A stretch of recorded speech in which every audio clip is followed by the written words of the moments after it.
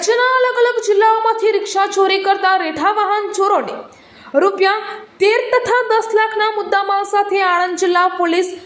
ઝડપી પાડી આગળની કાર્યવાહી હાથ ધરી છે। પોલીસની તપાસમાં પકડાયેલા ઈસમોને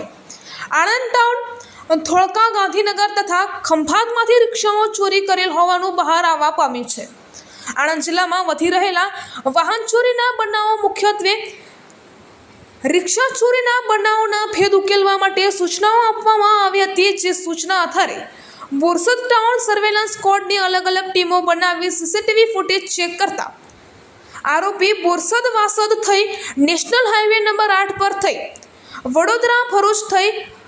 અમરોલી સુરત સુધી રિક્ષા ટ્રેસ કરતા નેત્રમની મદદ લેતા તેમાં સ્થાનિક બાતમીદારને રિક્ષાના ફૂટેજ બતાવતા આરોપી નડિયાદ ટાઉન પોલીસ મથકે રિક્ષા ચોરીમાં આવતો હોવાની માહિતીના આધારે પોકેટ કોપ મોબાઈલ દ્વારા ચેક કરતા રિક્ષા નડિયાદ સિવિલ હોસ્પિટલ ખાતેથી ચોરાયેલી હોવાનું જાણવા મળ્યું હતું, જેને લઈને પોલીસે આરોપી સંદીપસિંહ ઉર્ફ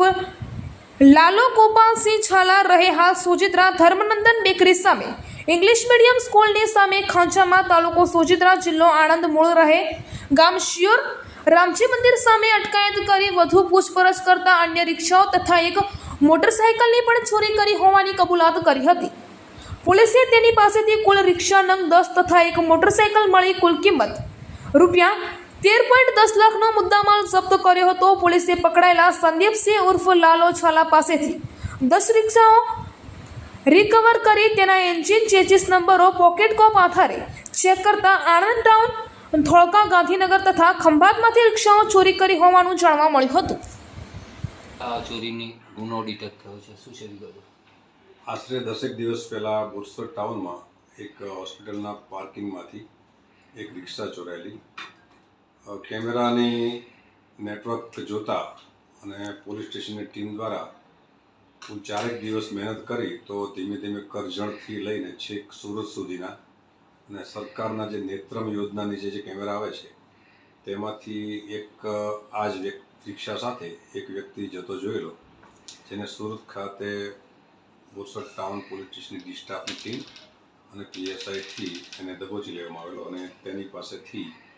પૂછપરછ કરતાં કુલ 11 જેટલી રિક્ષા અને મોટરસાઇકલ ચોરી કર્યાનું જણાયેલું છે।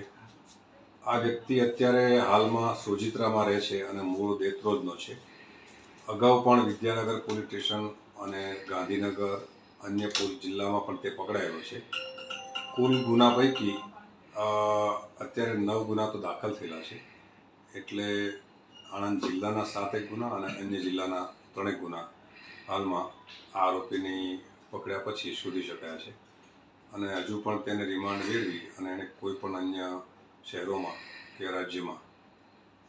ચોરીનો ગુનો કર્યો છે કે કેમ તે બાબતમાં તપાસ હાથ ધરવામાં આવશે। સાહેબ, આ જે આરોપી છે એની કોઈ મોડસ ઓપરેન્ડી હતી કે રિક્ષા ચોરી કરવા માટેની? મોટાભાગે આ વ્યક્તિ